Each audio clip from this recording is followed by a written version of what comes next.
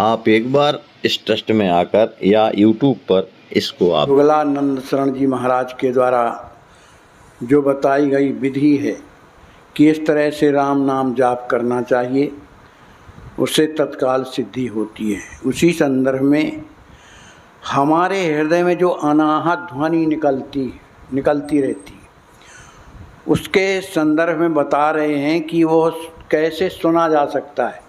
वो एक के नहीं सबके निकलती, उसको कैसे सुना जाता है। कहते हैं आकाश के समान व्यापक ब्रह्म स्वरूप में मन को लगाने से सरलता से अनाहत ध्वनि सुनाई देने लगती। माने जब मन कहीं ना हो, स्थिर हो और उसमें भी भगवान में लगा हो, तब यह अनाहत ध्वनि जो है सुनाई देती है। प्रबल अभ्यास होने पर जहाँ मन जाता है वहाँ शरीर भी पहुँच जाता है। अपना एक शरीर और होता है जिसको सूक्ष्म शरीर कहती, वो वहाँ स्थूल शरीर तो यह है जहाँ का तहाँ रखा रहता है, लेकिन जहाँ मन जाता है उसके साथ वो सूक्ष्म शरीर भी चला जाता है, तो शरीर वहाँ भी है। मन और प्राणों की एकाग्रता से ही परकाय में प्रवेश होता है, अर्थात सूक्ष्म शरीर एवं मन बुद्धि आदि सह दूसरे के शरीर में प्रवेश कर जाना। यदि देवलोक में विहार करने की इच्छा होवे तो शुद्ध सतोगुण स्वरूप महा उज्ज्वल मूर्ति का ध्यान करने से देवता विमान लेकर के आते हैं। माने सूक्ष्म शरीर के द्वारा, और जब जो इच्छा तुम्हारे हृदय में होगी तो उस तरह का वो देवता प्रसन्न होकर के आपके पास आ जाएगा। तभी शरीर में देवलोक में व्यवहार कर सकते हैं। अभ्यास सबसे बड़ी चीज़ है, जिसे सद्गुरु की शिक्षा के अनुसार श्रद्धा पूर्वक करता रहे। जो सावधानी पूर्वक ईश्वर का ध्यान करते हैं तो उनकी आज्ञा को कोई भी उल्लंघन नहीं कर सकता। माने जो भगवान का भजन करते हैं, उनके अनुसार चलते हैं, तो जो उनकी इच्छा हृदय में होगी तो वो जो देवता है वो कभी मना नहीं करेगा, तुम्हारी इच्छा को पूर्ति करेगा।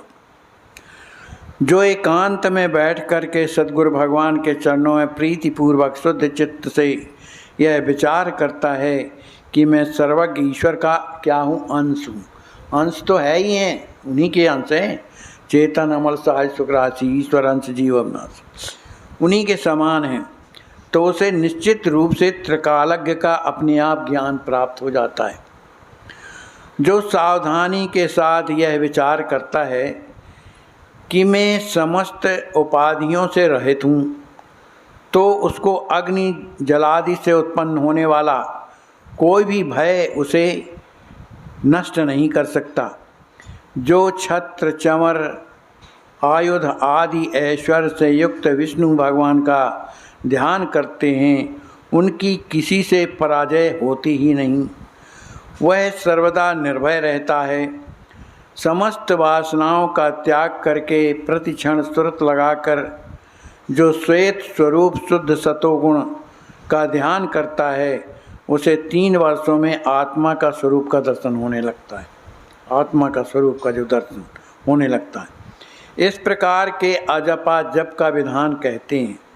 अजपा जप का स्वरूप यह है कि जिसमें जिह्वा कंठ व ओष्ठ में कोई प्रतिक्रिया नहीं होती, न जीभ हलती न ओठ हलते, वो अंदर ही अंदर गले में चलता रहता है। इसके अलावा केवल चित्त में चिंतन होता है, मन चित्त में चिंतन होता है, या श्वासों के साथ केवल मन में मनन होता है। अनावश्यक बातें ना करें, अल्प मात्रा में भोजन करें, 1.5 प्रहर रात्रि जागता रहे, घबराए नहीं, बिना ध्यान माने भगवान का ध्यान करे। अजपा जप 4 प्रकार का होता है, ज्ञान योग वैराग और भक्ति। प्रथम ज्ञान अजपा नाभि से ध्यान पूर्वक होम बीज को दीपक की लौ के साथ उठावे और सा कहकर नीचे लीन करे। बार बार इस प्रकार करने से समस्त वासनाएं समाप्त हो जाती।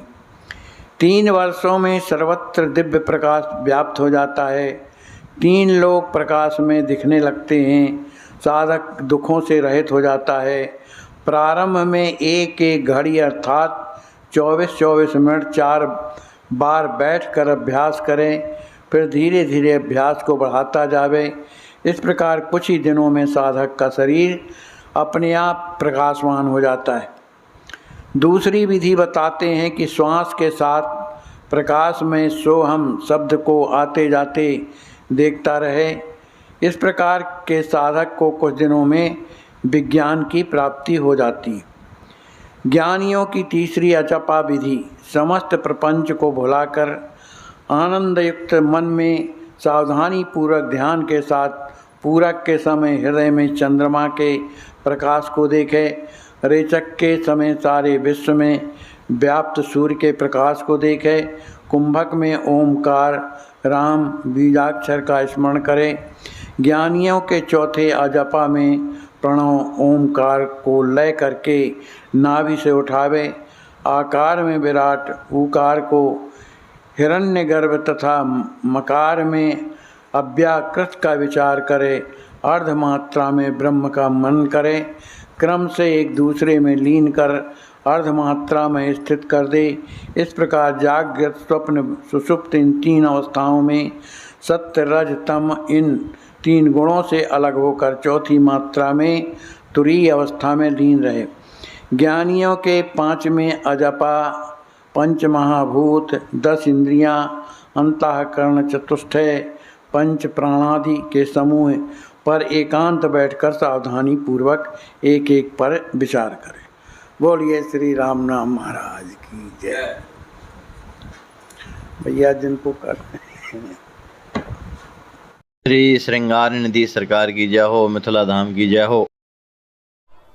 हाय, इनको कितना कष्ट है आज बाबा, हॉस्पिटल में। आपको ये लकवा मारा है, कितने दिन पहले मारा है? अपने को स्वयं इस जगह पे रख कर देखें, जब पैसा भी पास में ना हो और कोई अपना सहयोग करने वाला भी ना हो तो क्या होगा।